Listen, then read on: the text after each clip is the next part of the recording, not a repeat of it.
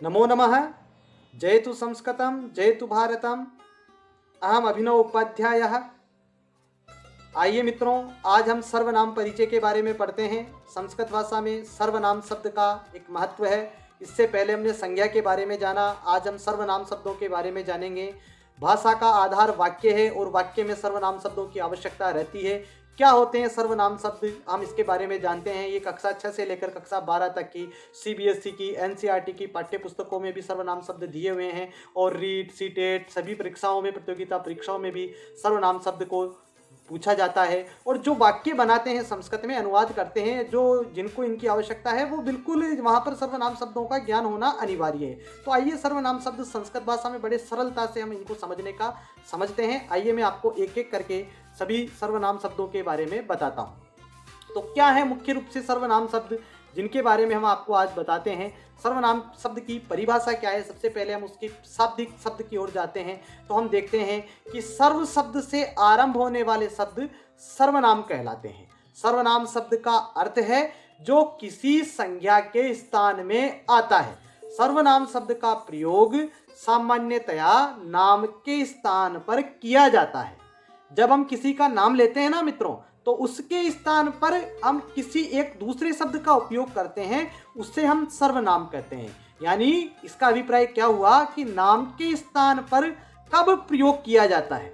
अभी हमारे मन में ये जिज्ञासा उठती है कि नाम के स्थान पर कब प्रयोग किया जाता है। जब, तो इसका उत्तर होगा कि जब कि नाम को एक से अधिक बार प्रयोग करने की आवश्यकता होती है। जब भी हम किसी शब्द को एक से अधिक बार प्रयोग करते हैं तो तब इस शब्द की आवश्यकता होती है। तो एक ही शब्द की आवृत्ति सुंदर प्रतीत नहीं होती है, क्योंकि जब एक ही शब्द की आवृत्ति बार बार होती है तो वह वाक्य में सुंदरता नहीं लाती है। तो इसके लिए फिर हमें सर्वनाम, जिन शब्दों का उपयोग करते हैं उन्हें ही हम सर्वनाम कहते हैं। तो हमने ये जाना कि सर्वनाम शब्दों की आवश्यकता क्यों है।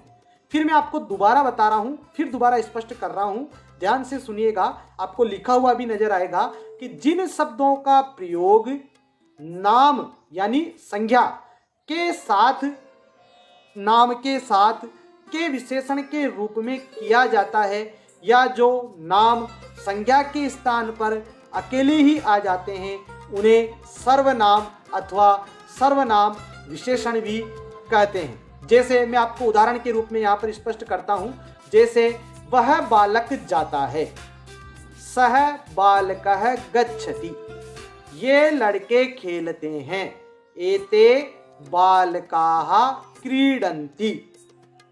तुम कौन हो, त्वं कः असि, मैं वह ही लड़का हूँ, अहम सह एव बालकः अस्मि,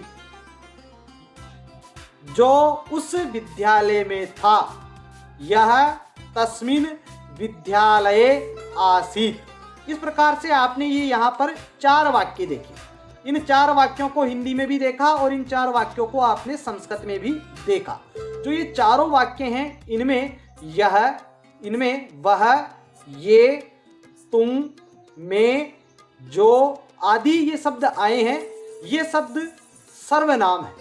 और संस्कृत में ही ये शब्द कौन से हैं, इनका अनुवाद आपको पता है, फिर भी मैं आपको बताता हूं। सह, एते, त्वं, कः, अहम, सह इत्यादयः, ये जो शब्द आए हैं, ये सारे शब्द सर्वनाम है। अभी हमारे मन में जिज्ञासा उठती है कि ये सर्वनाम कितने हैं, इनकी संख्या कितनी है। संस्कृत भाषा में ये हमें पता होना चाहिए कि संस्कृत भाषा में सर्वनाम कितने हैं। तो अब हम यहाँ पर देखते हैं कि इन सर्वनामों की संख्या लगभग 35 है। 35 संख्या में है ये लगभग, जो सर्वनाम हैं, जिनको संस्कृत में सर्वादि नामानि सर्वनामानि नाम से जाना जाता है। सर्वादि सर्वनामानि शब्द हैं जो संख्या में 34 या 35 है, मतलब 35 शब्द हैं, आपको ये याद रखना है। इन सभी ये सर्वनाम कहाँ मिलते हैं, इनका प्रथम संग्रह कहाँ पर है, इनको किसने व्यवस्थित किया, यह भी आपको याद रखना चाहिए। इन सभी सर्वनामों का एक जगह संग्रह महर्षि पाणिनि ने अपने अध्याय, अपने ग्रंथ अष्टाध्यायी में किया। अष्टाध्यायी में एक गण पाठ नाम का एक परिशिष्ट भाग है उसी का, उसमें यह भाग दिया हुआ है। उसमें ये सर्वादि नामानी, ये जो 34-35 शब्द हैं, सर्वनाम की संख्या जो 35 है वो वहाँ पर बताई गई है। किंतु अभी आपका जो कार्य है वो काम है जो कुछ महत्वपूर्ण सर्वनामों से चले जाएगा। मैं आपको एक एक करके सभी सर्वनामों को याद करवाऊंगा। इस वीडियो में केवल मैं आपको सर्वनाम का परिचय कराऊंगा, सर्वनाम की परिभाषा और उनके परिचय आपको इसमें बताऊंगा। आगे के वीडियो में हम आपको 2-2, 3-3 सर्वनाम शब्द विभक्ति सहित याद करवाएंगे।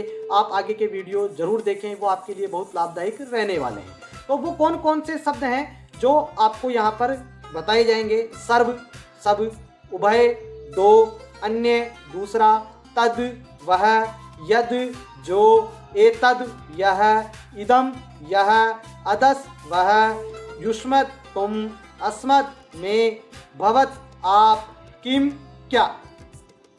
ये इन शब्दों का और कुछ इतोपि दूसरे शब्दों का, कुछ और शब्दों का भी हम आगे के वीडियो में अभ्यास करेंगे। ये जो शब्द हैं ये सभी सर्वनाम शब्द हैं जो संख्या में 35 हैं। हम यहाँ पर 20 के आसपास के शब्दों को याद करेंगे। आगे देखिए, इनके बारे में आपको कुछ बिंदु याद भी रखने हैं, कुछ इनके नियम भी हैं। वो आपको क्या ध्यान रखना है वो आप ध्यान से सुनिएगा।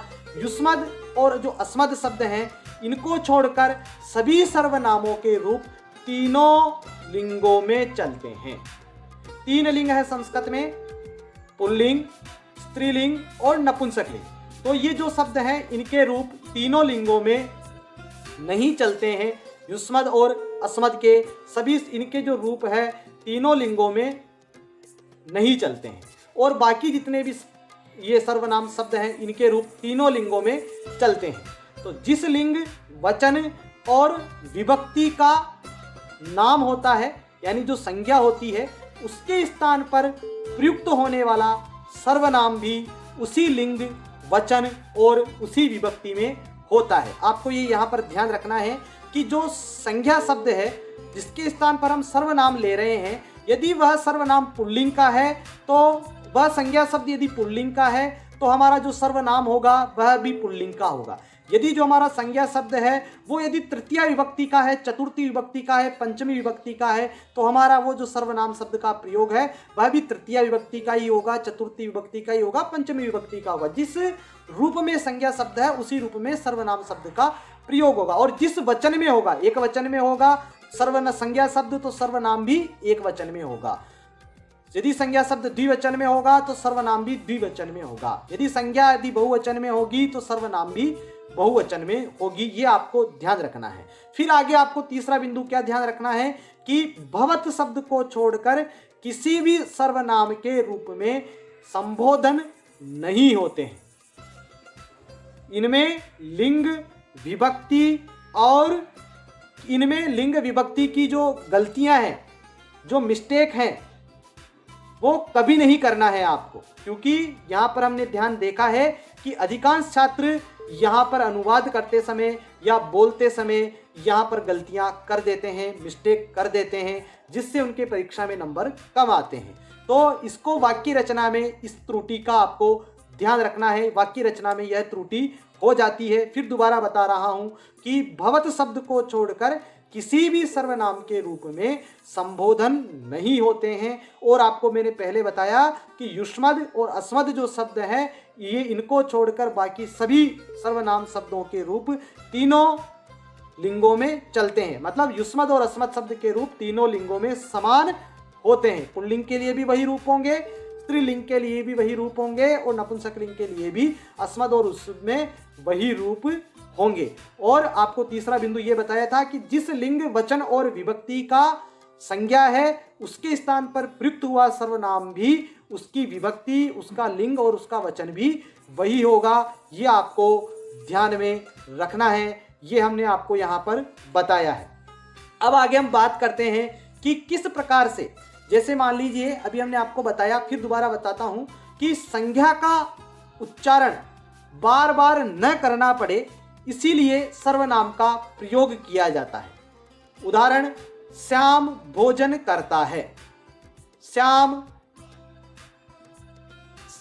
भोजन करता है। श्यामः भोजनम करोति। श्याम विद्यालय जाता है, श्याम विद्यालय जाता है। श्यामः विद्यालयं गच्छति। श्याम पढ़ता है, श्यामः पठति। श्याम खेलता है, श्यामः खेलति। श्याम सोता है, श्यामः स्वपीति। इस प्रकार से आपने इन चारों पांचों वाक्य में हिंदी भी देखा और इनका अनुवाद भी देखा। अब इनमें क्या हुआ, इनमें हमने क्या देखा कि इनमें कुल 5 बार हमारे को श्याम बोलना पड़ा, किंतु यदि हम यहाँ पर सर्वनाम शब्द का प्रयोग कर लें तो केवल एक बार ही हमारे को श्याम शब्द को बोलना पड़ेगा। वो कैसे, तो देखिए आपके सामने लिखा हुआ है, श्यामः भोजनम करोति, श्यामः विद्यालयम गच्छति। अब इसके स्थान पर हमें क्या करना है, देखिए, श्यामः भोजनम करोति। श्यामः, अब हमारे को श्यामः का प्रयोग नहीं करना है, अब हमारे को बोलना है श्याम के स्थान पर सः विद्यालयम गच्छति, सः पठति, सः खेलति, सः स्वपीति। इस प्रकार से हमने यहाँ पर देखा कि सर्वनाम शब्दों का प्रयोग किया जाता है। आपको आगे के पाठों में भी सभी सर्वनाम शब्दों का अभ्यास करवाया जाएगा, वाक्य अभ्यास भी करवाया जाएगा और शब्द रूप भी आपको निश्चित रूप से वैज्ञानिक तरीके से आपको स्मरण करवाया जाएगा। नमो नमः, पुनः मिलामः, सर्वेभ्यो धन्यवादः। जयतु संस्कृतं, जयतु भारतम्।